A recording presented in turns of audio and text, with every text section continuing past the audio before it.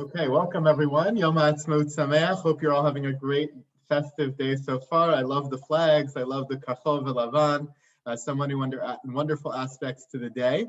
I'm going to deviate from Tazria Mitzora, and you'll forgive me for that. And I see the truck. And we're going to do a Rashi connected to Yom Haatzmaut. This is a Rashi on a pasuk in Yeshayahu, Perek Yud Beis, the 12th Perek of Yeshayahu.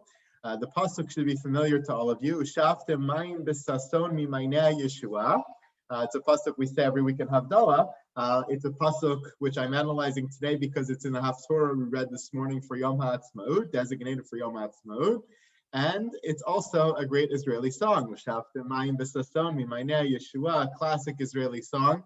So for all those reasons, it seems like a very nice Yom Haatzmaut related pasuk to analyze. The Haftorah that we read this morning is actually the same as the Haftorah for the 8th day of Pesach. Beautiful Haftorah spanning from Yeshayahu Perek Yud to Yeshayahu Perek Yud Bet. Beautiful images of Kibbutz Galios, of the Jewish people coming back from all corners of the earth to the land of Israel. The pasuk of V'yatzach Ter Migeza Yishai, the idea that from the house of David HaMelech, from the house of Yishai, the Mashiach will sprout, the Mashiach will come back, everything is going to happen. Images of peace, Gar Ze'ev Im Keves, Ben Ameri B'di Yerbatz, the whole idea of the wolf and the lamb lying together in peace, and animals being peaceful, humans being peaceful, Kibbutz Galios, all the great messages of the Geula, or the redemption, are contained in these beautiful prakim, which we recite. And so very beautifully and appropriately chosen for the Haftorah of Yom Haatzmaut to describe the experiences that we've felt in the last 73 years of Kibbutz Galios, of Jews coming up from all around the world and seeing the flourishing of the land come back. In the little piece before our pasuk today, the Haftorah tells us beautifully, V'amarta bayom hahu, on that day you will say, Odecha Hashem, I give thanks to you, Hashem. I'm so grateful to you, Hashem, for all these wonders, for all these salvations. Why? Ki anafta bi. Because even after the period where you were angry with me, even after all my faults and all my distance and all the travails of Galus, all of a sudden you've taken us back, you've let your anger abate, and you've returned us to the land. So we're thankful.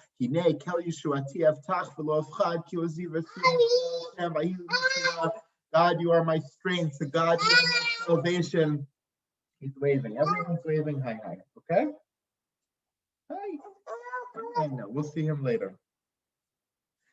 And the punchline of all of that is, after you thank God and you appreciate God, God is my strength and my salvation, after that salvation comes, this is all in the text we recite every week for Havdalah too, it's familiar. The punchline is, Ushaftem mayim b'sason mimanei Yeshua. You will draw up water in Sason with joy, mimaynei hayeshua, from the springs, the well springs of salvation. It's a beautiful pasuk. I don't know exactly what it means. I've always been confused as to what it means. Shaftem mayim, I understand. B'sason, I understand. Drawing up water is a great experience, right? And doing it with joy makes perfect sense. When you get water, it's a very joyous experience because it brings life. But what is mimaynei hayeshua? Is it talking about a real mayan where you're actually drawing up water? Or is it talking about a metaphorical mayan of Yeshua, a spring of salvation? What exactly is the structure of this pasuk and what is it trying to tell us? There's a beautiful Rashi here which explains it. Mimaynei Yeshua. You're drawing up water b'sason from the well springs of salvation, well springs of Yeshua. What does that mean? Ki yarchiv libam al yedei Yeshua haba lahem. V'yitgalu lahem razei hatorash nishtakhu begalut al yedei hatzarot. It is talking allegorically, according to Rashi.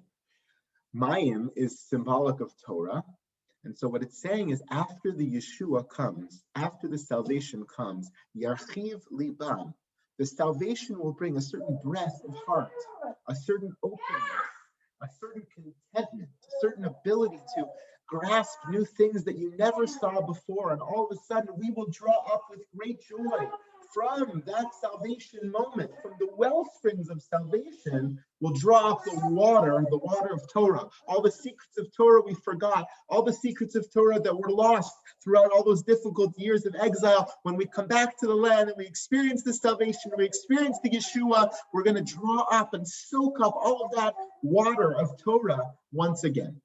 It's a beautiful idea. I think perhaps there's other interpretations of the pasuk as well, more along the lines of actual water.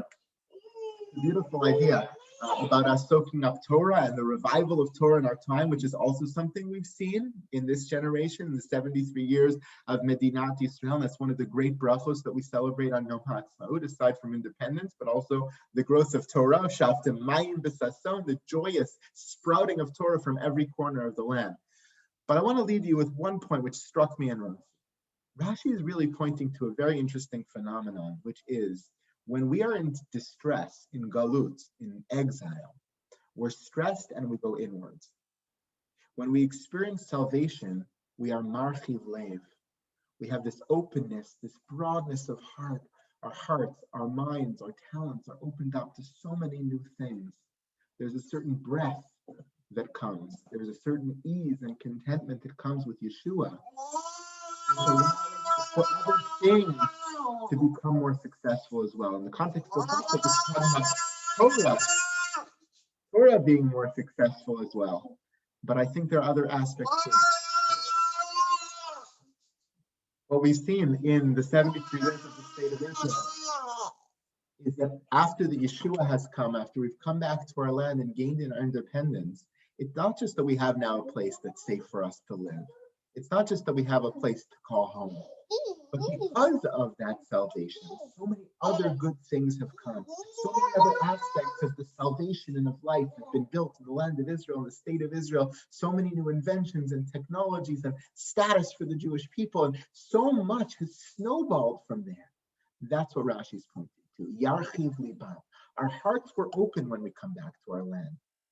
That enabled us to be even more successful than we ever were in Galut, everywhere in exile. And our bracha and our hope for this day of Yom Haatzmaut is we should celebrate our independence, celebrate the Yeshua, but also celebrate the after effect, the snowball effect of that Yeshua, the marchiv lev, the openness of heart that has come, and all the great successes of the Jewish people that hopefully should continue long into the future. Wish you all a wonderful and celebratory day, and looking forward to seeing you. To the kitchen. Take care. Thank you. Bye.